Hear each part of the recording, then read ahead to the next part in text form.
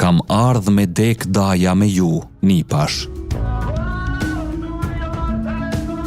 Kjo fjali nuk është thjesht një thirrje, është një betim, është një vull gjaku.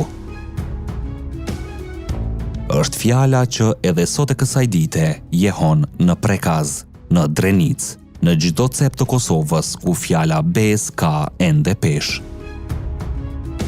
Ajo u tha në oborrin e kullës së jasharëve. Në ato ditë kur vdekja po afrohej me çizme ushtarësh serb. Dhe kur historia po përgatitej të shkruhej me gjak. Para se të vazhdojmë këtë rrëfim, pëlqejeni videon dhe abonohuni në kanalin Histori Epike, sepse këtu nuk tregojmë thjesht histori, këtu ringjallim fjalën, gjakun dhe sakrificën e atyre që bën lirinë e mundur.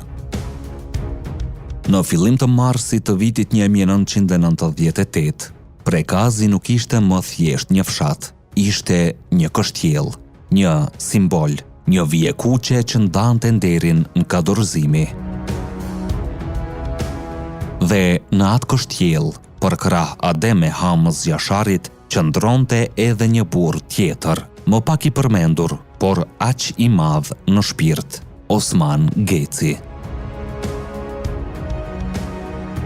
Dajaos kishte lindur me 6 maj 1943 në Laush të Drenicës, fshat ku trimëria nuk mësohej në libra, por në oda, në rrëfime, në heshtje të rënda dhe në krisma pushkësh. Ishte i biri i Shaban Ramës, burri i njohur për rezistencë dhe mos nënshtrim. Osmani u rrit në varfëri, por kurrë në mungesë shembujsh. Rrëfimet për të parët, për burrat që nuk e ulën kokën para pushtuesit, i formësuan karakterin e tij. Familja Geci kishte lidhje miqësie me familjen Jashari. Motra e Osmanit, Zahidja, ishte bashkëshortja e Shaban Jasharit. Këto dy familje nuk i bashkonte vetëm gjaku, por besa, arma dhe qëndresa. Armët e tyre kishën njehuar lugjeve të Drenicës shumë përpara se lufta të shpërthente hapur, dhe armiku e dinte mirë. Aty ku dëgjohej krisma, aty kishte burra që po përgatiteshin për ditën e madhe. Osmani nuk pati fatin të shkollohej. Jeta e tij ishte fusha, djersa dhe lufta për mbijetesë. Por kur erdhi koha e protestave, ai nuk mungoi. Në demonstratat e vitit 1981, në ato ditë kur rinia shqiptare kërkonte dinjitet, Osman Geci ishte në ball për krah nipave të tij, Adem dhe Hamës Jashari. Edhe në pranverën e vitit 1989, kur Serbia po shtrëngonte lakun, ai ishte sërish aty, në Skenderaj, në ball të demonstruesve, me detyrën për t'i mbrojtur nga policia serbe. Kur Adem Jashari identifikon policin Pantić që po merrte në shenjë turmën, Osmani nuk mendon dy herë. Ai qëllon, jo për hakmarrje, por për mbrojtje, për të shpëtuar jetë shqiptare. Plumbi i tij godet shtyllën pas së cilës fshihej polici, por mesazhi ishte i qartë. Kjo tokë nuk është pa Zot.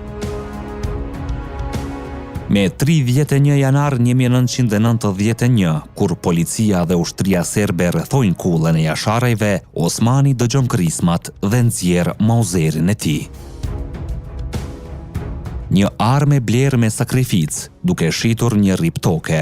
Me vëllezërit niset drejt Prekazit, drejt nipave, drejt rrezikut.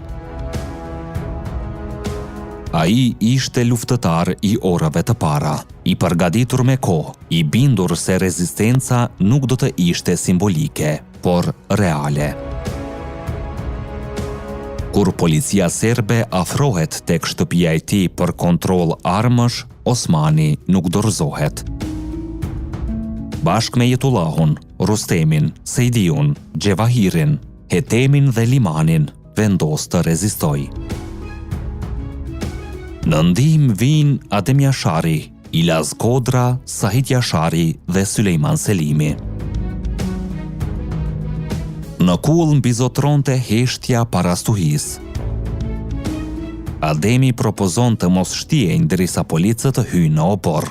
Forcat serbe e kuptojnë se përballë nuk kanë frikacak. Dhe për herë të parë ndjejnë se janë ata të rrethuarit. Kur urdhri për tërheqje jepet, Sulejman Selimi del hapur I armatosur. Policët tërhiqen. Frika ka ndëruar anë. Me 26 nëntor 1997, në klisyrë të Rezallës së Re, Osmani shquhet sërish për luftime. Ai nuk është vetëm dëshmitar I historisë, ai është pjesë e saj. Pastaj vjen data 4 mars 1998.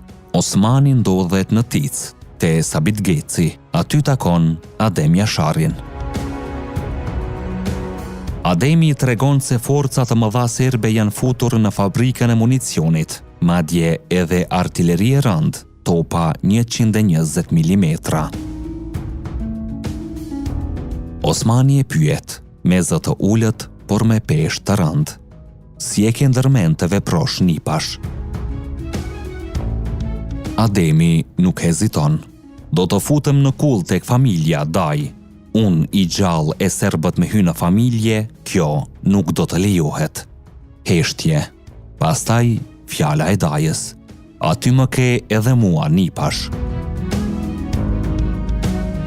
Në mesnat, me pushkën gati, Osman Geci hyn në kullën e rezistencës, për krah kryetrimit Adem Jashari.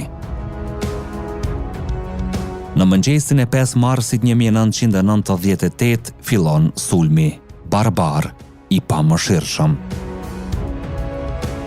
Osmani lufton, ashtu siç kishte jetuar, pa u tërhequr, pa u dorëzuar. Ai bie duke luftuar për krah nipave të tij, Adem dhe Hamaz Jasharit, deri në frymën e fundit. Ai e mbajti fjalën, ai e mbajti besën. Ai e mbajti nderin. Sot, trupi I dëshmorit Osman Geci prehet në varrezat e dëshmorëve në kompleksin memorial Adem Jashari në Prekaz. Por shpirti I tij jeton në çdo fjalë lirie, në çdo kujtim që nuk e lejon harresën. Shkruani në komente, çfarë domethënie ka për ju sakrifica që Daja ka bërë për nipërit e tij. A është kjo një dëshmi e besës shqiptare që nje historia jon? Ne jemi Histori Epike, aty ku e kaluara rilind. Deri në videon tjetër, qëndroni krenar dhe të vetëdijshëm për gjakun që rrjedh në damarët tanë.